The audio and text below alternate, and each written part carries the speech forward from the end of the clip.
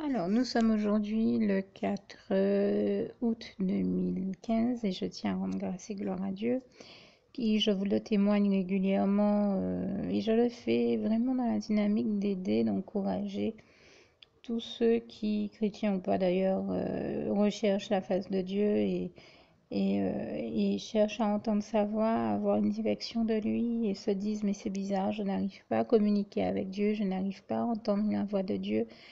Je le fais parce que je sais comment par moments c'est tellement difficile qu'on a la sensation que Dieu ne parle pas, ou certaines personnes m'ont déjà dit. C'est soit Dieu ne parle pas, soit c'est moi qui n'entends pas sa voix. Mais je crois que malheureusement, souvent, nous n'entendons pas sa voix, nous, êtres humains. Mais Dieu parle, il continue à parler. Si je prends le temps chaque semaine, enfin chaque fois que je le peux, de témoigner de la gloire de Dieu et de témoigner du fait que je continue à l'entendre me parler, c'est pour montrer à tous ceux qui pensent que Dieu ne parle pas que oui, il continue à nous parler. Alors bien entendu, comme il est écrit en Job, Dieu parle tantôt d'une manière, tantôt d'une autre. Il s'agit de parvenir à saisir sa manière de nous parler et il nous parle individuellement chacun d'une manière unique, puisqu'il nous a tous créés uniques. La manière dont Dieu va me parler n'est pas la manière dont Dieu va parler à quelqu'un d'autre, et tant et si bien que nous savons par exemple que l'un des biais par lesquels Dieu nous parle, c'est par c'est vraiment l'un des biais, hein, par les personnes qui nous entourent, notre entourage, les personnes de notre entourage, ou des personnes rencontrées sur le chemin, ou voilà, bon, de diverses manières. Mais des fois, Dieu nous parle à travers quelqu'un et on ne se rend pas compte que c'est Dieu. Alors Dieu parle aussi par, ou des fois on s'en rend compte et on en est émerveillé. Ça, ce sont des expériences que nous, chrétiens, nous avons tous fait. Des fois, Dieu nous parle aussi par toute espèce de biais. Ça peut être la télévision, la radio, le journal, Facebook, les différents réseaux sociaux. Il emprunte vraiment toutes les voies et communications, toutes les voies de communication que possible et je lui rends grâce et gloire pour ça. Ça peut être aussi par des panneaux indicateurs sur la route ou ces panneaux que vous voyez. Des fois, ça peut être des panneaux de publicité ou des panneaux de publicité animés aussi, hein, vraiment par le biais de la télé, vraiment par tous les biais pensables et imaginables. Et il nous bénit beaucoup. Il parle puissamment sur Facebook et il répond même à la seconde, hein. Alors, des fois, ça peut prendre plus de temps. Des fois, la réponse peut mettre 30 minutes, 1 heure à arriver. Des fois, elle peut mettre 1 seconde aussi, hein. Ça, j'ai déjà vécu ces expériences-là et je les ai vécues encore cette semaine. Il m'est arrivé de dire au Seigneur, Seigneur, fais un signe en ma faveur, fais-moi savoir quelle est ta volonté pour telle ou telle chose. Et tout de suite, Dieu a répondu, mais alors ça va très très vite. Des fois, ça va, c'est une question de secondes, des fois de minutes. Bon, voilà, selon l'importance. Et puis le trafic aussi qu'il y a sur Facebook, l'intensité j'ai envie de dire, du trafic, hein. C'est-à-dire, des fois, il y a tellement de personnes que, bon, il peut arriver que le trafic soit un peu surchargé. Mais ça dépend de l'intensité des activités, mais il y a des fois où vraiment c'est vraiment puissant, c'est vraiment fort, où Dieu nous répond vraiment à la seconde près. Et j'ai encore fait cette expérience cette semaine à plusieurs reprises et je lui rends grâce et gloire et c'était vraiment fort.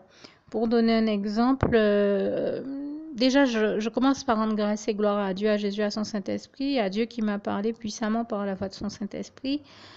Parce qu'il y a quelques temps, j'étais en formation et durant la formation, je sais que le Saint-Esprit parlait puissamment par nos formateurs et l'un d'entre eux s'est mis à dire, ah oui, des fois vous êtes dans une maison et vous voyez des rats, des souris, toute espèce de choses passer sous vos yeux. Et là, je sais pas pourquoi, ça m'a tout de suite marqué parce que je me suis dit, là, c'est le Seigneur qui est en train de m'avertir que je commence à avoir des rats et des souris passer dans la maison.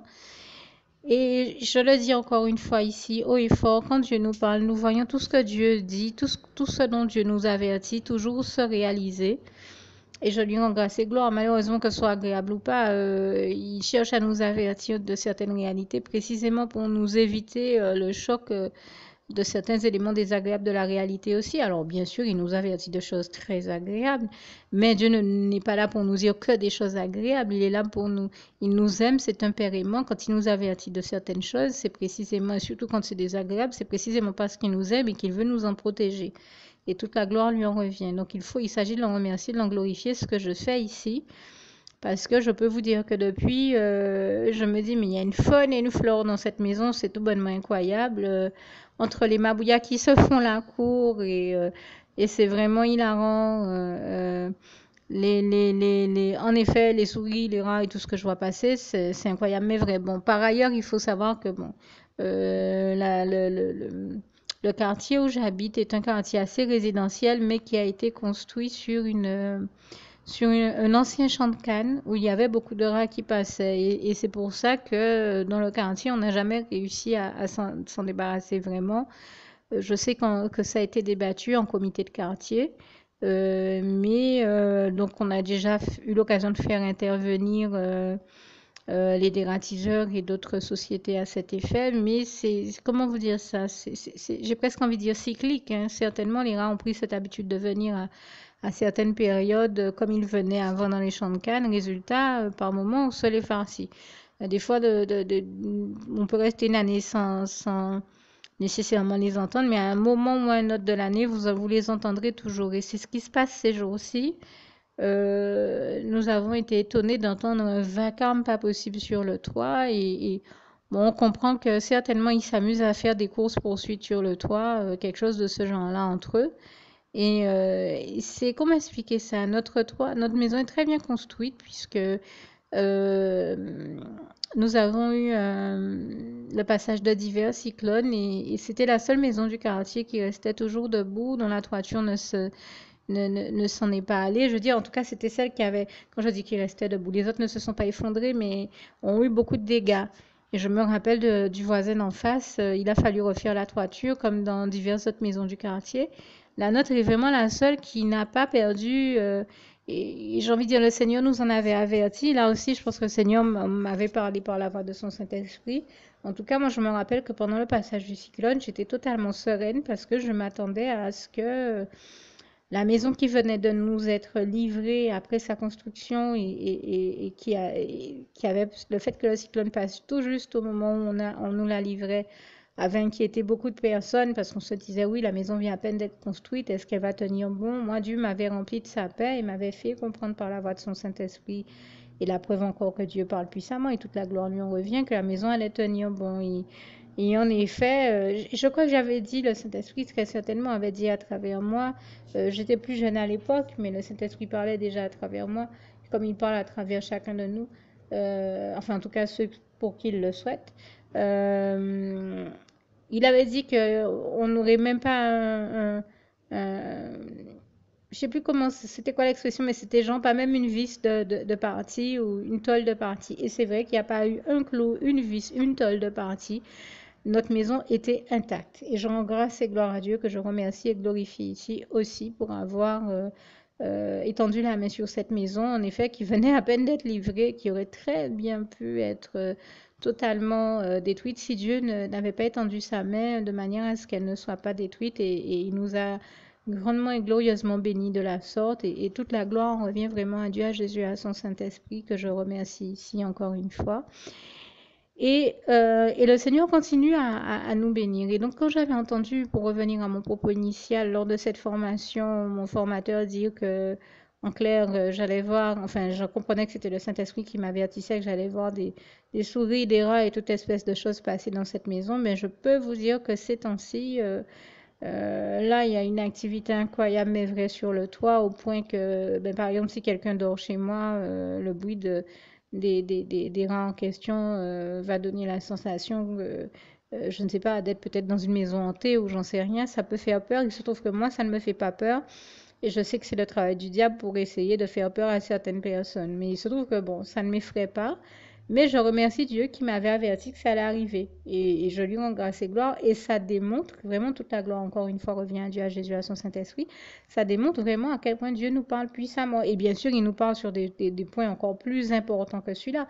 Mais c'est un exemple que je donne parce que là, je peux vous donner des éléments que j'ai envie de dire non, enfin, des éléments plausibles que vous pouvez comprendre. Là, il s'agit d'éléments palpables quand même. Et je pourrais parler de choses. La gloire de Dieu dans ma vie est beaucoup plus vaste, intense et immense, beaucoup plus étendue que cela.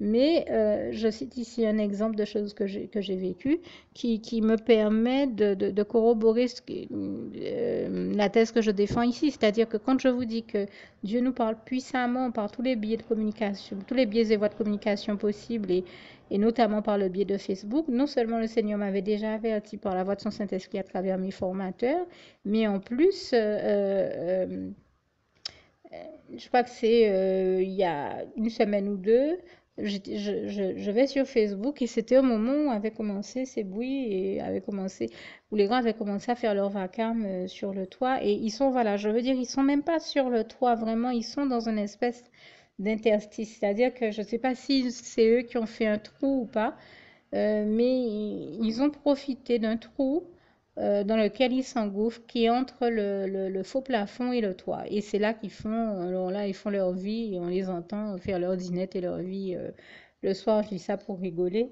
Mais c'est vrai qu'ils font un vacarme pas possible au point que je disais à quelqu'un à la maison, mais à ce stade-là, c'est plus des rats, c'est des chats, parce qu'il faut vachement être gros pour arriver à faire un tel vacarme. Il faut franchement l'entendre pour le croire. D'habitude, on dit il faut le voir pour le croire, mais là, c'est spectaculaire. Et c'était certainement pourquoi le Seigneur a pris le temps de m'en avertir et je lui rends grâce et gloire.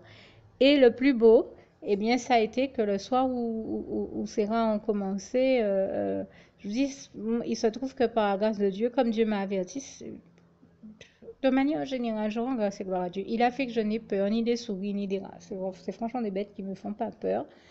Mais c'est vrai que ça aurait pu effrayer, donc c'est normal qu'il m'en ait averti. Et le soir même où ça a commencé, eh ben Dieu a mis au cœur de quelqu'un d'afficher un panneau qui disait la grâce et la bénédiction de Dieu vont demeurer sur toi et sur ton toit. Enfin, quelque chose de ce genre-là. En substance, je ne me rappelle pas des mots précis, mais le panneau parlait vraiment du toit, de l'activité sur le toit. Enfin, il y avait le mot toit dessus. Et tout de suite, j'ai compris que Dieu me parlait, me disait en substance de ne pas m'inquiéter pour l'activité bizarre qu'il y a sur le toit. Et je lui rends grâce et gloire. Et ça démontre à quel point Dieu, qui pourtant, comme je le dis, est en train de gérer 7 milliards de vies sur Terre, euh, il aurait pu, parce que nous comprenons qu'il est très occupé avec tout ce qu'il a géré, il aurait pu ne pas nécessairement s'attarder à prendre soin de moi à ce point-là et à m'avertir de ne pas m'inquiéter de ce qui se passe sur le toit. Non, il l'a fait. Et si, j'ai envie de dire, certaines personnes ont l'outrecuidance de se dire, ouais, mais pour un détail comme ça, oui, eh ben, Dieu est présent dans tous les détails de nos vies, dans tous les domaines de nos vies, et il nous avertit de tout ce dont nous avons besoin de l'aide, dans les petites comme dans les grandes choses, dans les détails comme dans les choses immenses. Et je lui rends grâce et gloire. Ça montre comment son assistance dans nos vies est une assistance de tous les instants et comment ceux qui croient que Dieu ne parle pas se trompent. Si Dieu justement nous parle, même dans ces détails-là, même dans ces petites questions-là, à plus forte raison pour toutes les questions importantes et les moments importants de nos vies. Et je tenais à lui rendre grâce et gloire ici. Et si je prends le temps de prendre la parole, de parler de ce sujet-là, de l'évoquer, c'est pas juste pour raconter ces choses-là, mais c'est parce que je sais qu'il y a beaucoup de personnes à qui cela peut faire du bien de se rendre compte que oui, Dieu parle, je le confirme haut et fort et je l'en remercie. Et je lui rends grâce et gloire et surtout je continue à lui dire Seigneur, continue à nous montrer que tu es là avec nous. Nous avons besoin en effet de ton assistance, de ta présence dans nos vies, de ton amour, de l'expression de ton amour envers nous, de ta toute puissance, de tes bras d'amour, Seigneur Jésus, dont nous ne pouvons pas nous passer et toute la gloire t'en revient. Merci Seigneur, je t'aime et nous t'aimons, nous tous tes enfants.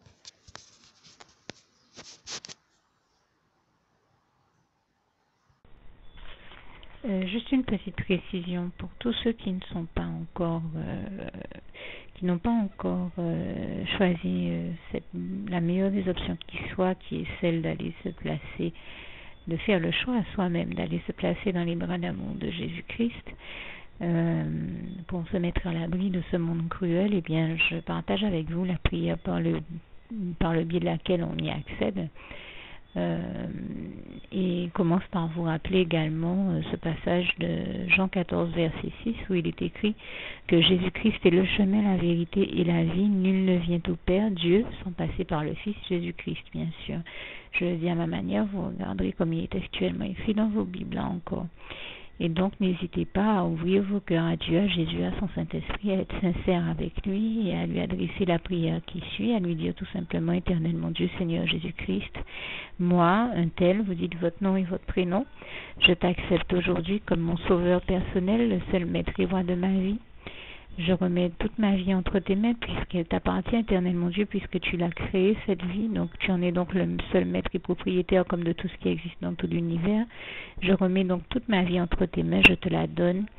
Merci, Éternel mon Dieu, aussi de permettre que cette vie que tu m'as donnée continue à être à ta gloire et que je continue à te servir, à t'appartenir pour l'éternité, d'éternité en éternité. Merci aussi, Seigneur, de faire que je continue donc à te servir et à t'appartenir pour l'éternité, d'éternité en éternité. Et aussi, Seigneur, de m'accorder la grâce de ton pardon et de ta miséricorde pour tous les péchés que j'ai commis tout au long de ma vie, jusqu'à la date d'aujourd'hui incluse. Et c'est au nom puissant du Seigneur Jésus-Christ que j'ai fait cette prière. Et à vous tous qui avez fait cette prière, je vous dis que Dieu vous bénisse abondamment, puissamment, richement. Et surtout, n'hésitez pas à la partager avec tous vos proches et contacts, amis, membres de vos familles, collègues, bien-aimés, tous ceux que vous aimez. Et surtout tous ceux à qui Dieu vous mettra à cœur, avec qui Dieu vous mettra à cœur de la partager.